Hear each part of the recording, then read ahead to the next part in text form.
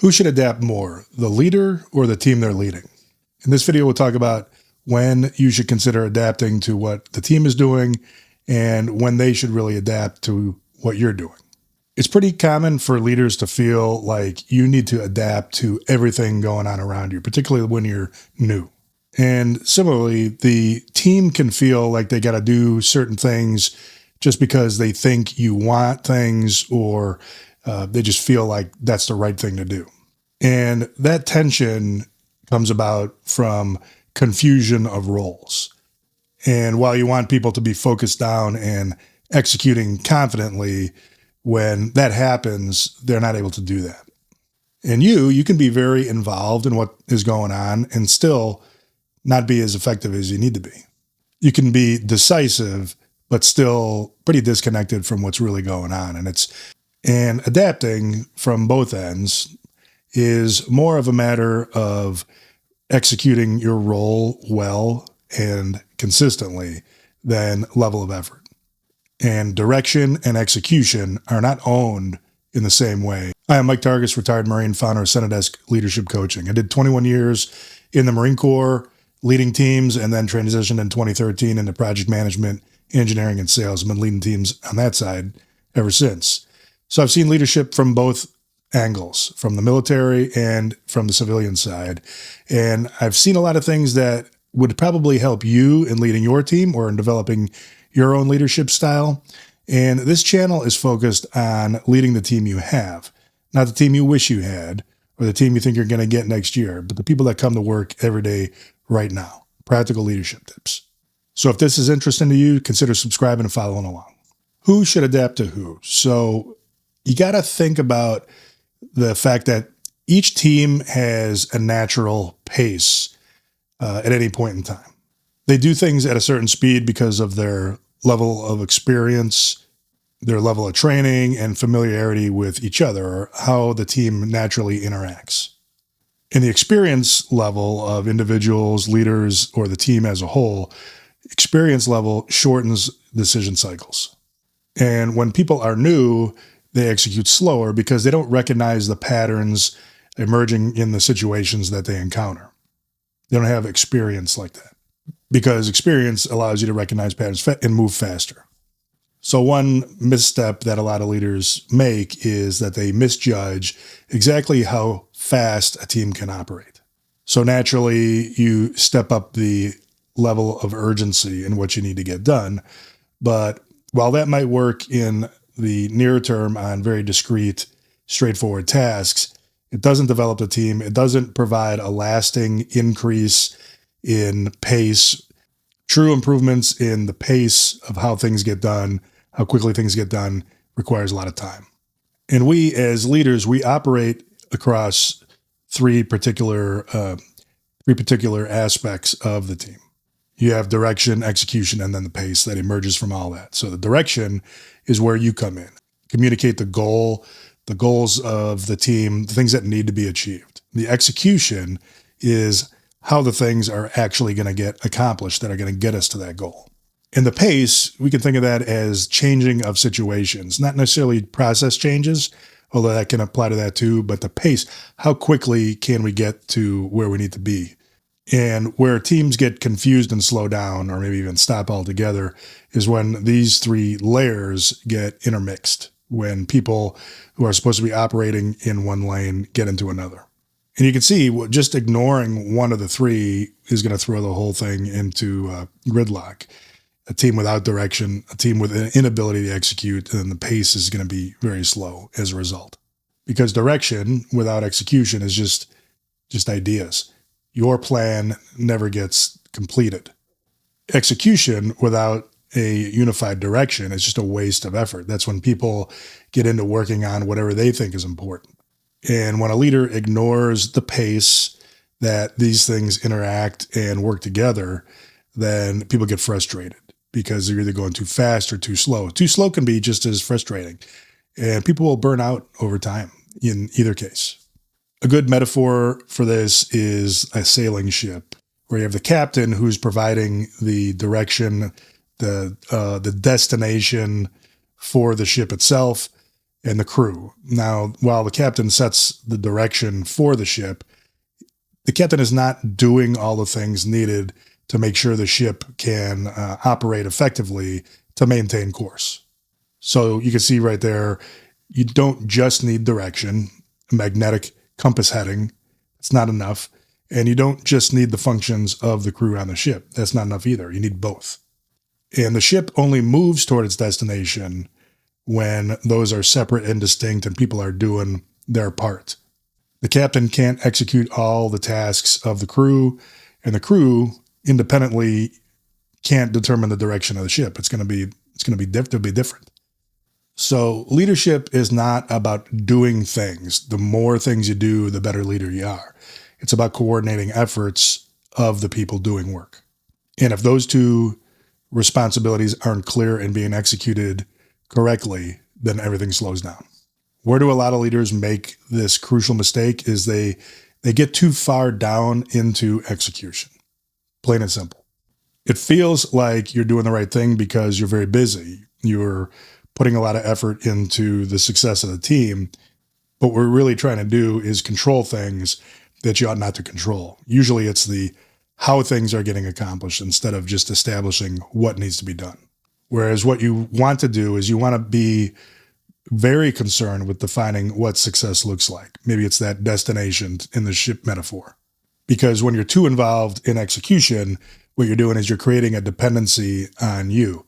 And inevitably what's going to happen is there's too much dependency and people are waiting for you to make decisions or waiting for you to get involved in what they're supposed to be doing because they know you're going to change it anyway.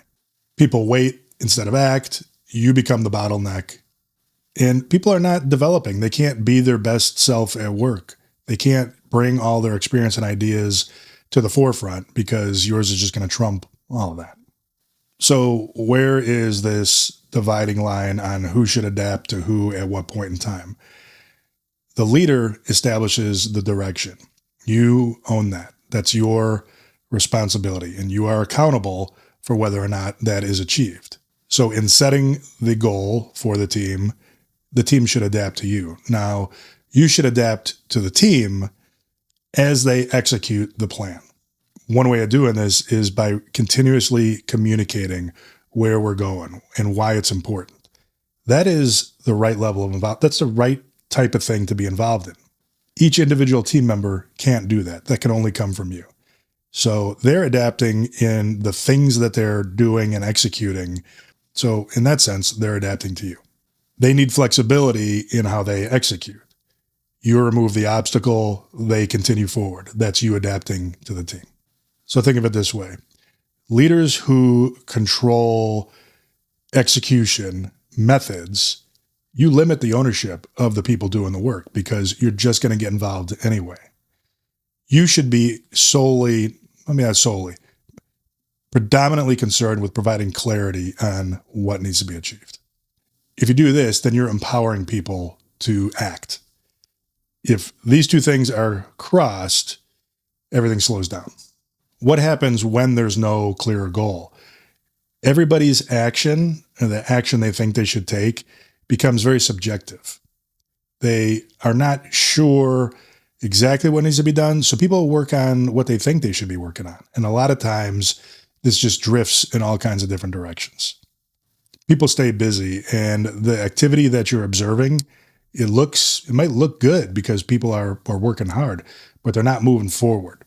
And the work ultimately becomes disconnected from the outcome that you're trying to achieve.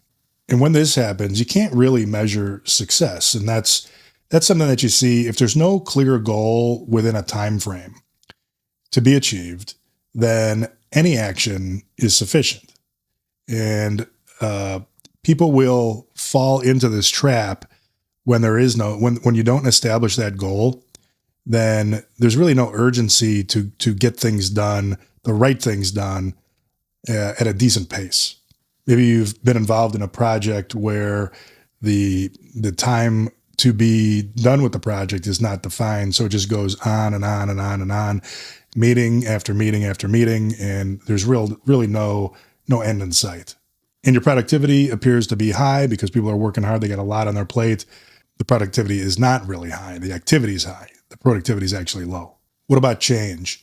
Change, in short, requires time, communication. It requires a lot of things. You can make small changes happen quickly, but your goal when you're leading a team and developing a team is lasting change over time. So communicating why things are important, what people's role is in the change, why it needs to be taken on in the first place, what's the level of urgency of the change, what do people get from it. All these things, this is not one and done. These are just constant messages that need to be communicated to the team over time. You're going to make progress. You're going to come back. You're going to lose progress. But you have to be patient. You have to stick with it. You have to be patient with people as they adjust all of the small is the wrong word, the tactical actions of execution to meet the goal. You do need the buy-in of people. It's not enough to just say what needs to be done, which is another mistake you could easily make, is you underestimate exactly how much effort it is to make these changes to achieve your goals. And you felt this too. When changes come too quickly, people automatically resist. And this overloading ultimately slows everything down. So sustainable change, patience during execution is what's needed. And then in addition to patience, you should be able to provide feedback. And the feedback is based on something measurable because the goal has been made clear. So what is the leader's role in execution? Because leaders should be concerned with the team's ability to execute. You should monitor execution. You should remove obstacles. You should see the work being done through the eyes of the people doing it while keeping your sight on the ultimate goal to be achieved. It's not to perform the work directly. It's not to do people's job for them. And removing those obstacles is probably the best thing that you can do for people, because not only does it make it easier to achieve the goal, but it's a good confidence builder in you as their leader when you do that. You're concerned about their success. And time spent clarifying the direction of the team is never wasted. The clearer things are to people, the more they can contribute, the more initiative they can show. They can really show up and be the best version of themselves. And when you support their decisions, they're going to have that confidence in you.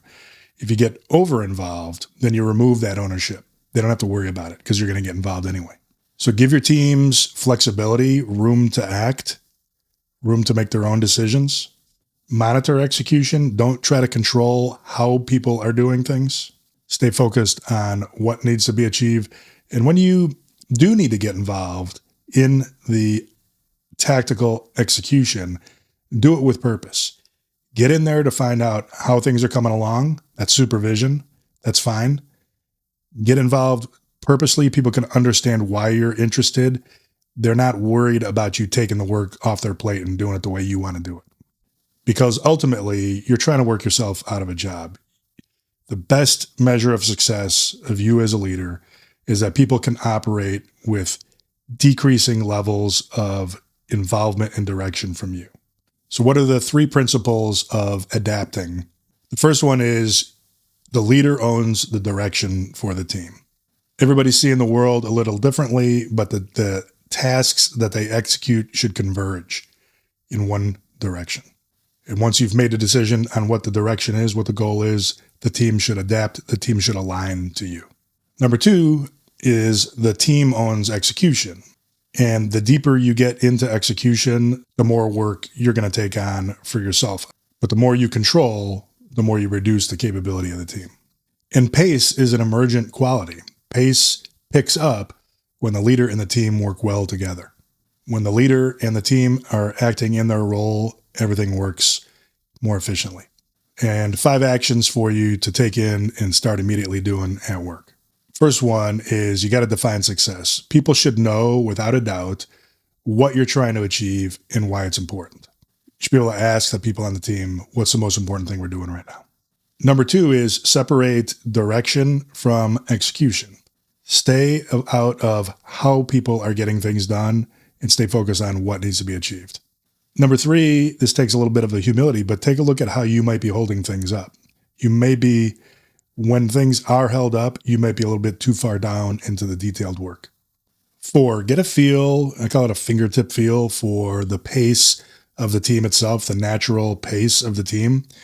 You can push to do things faster, but you have to have your eyes open to see if things are working the way you intend. And then 5, this probably should be number 1, but you want to disincentivize busyness.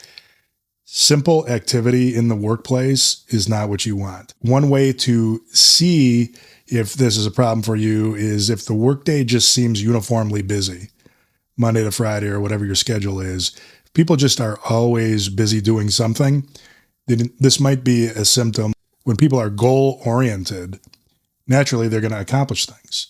And when they accomplish things, the work pace is going to go up and down. So a healthy work environment probably has some ups and downs, some speed changes in how they're doing things.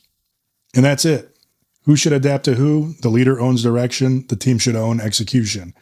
And in supporting each of those two, that's where the leader adapts to the team and vice versa. The team adapts to the leader.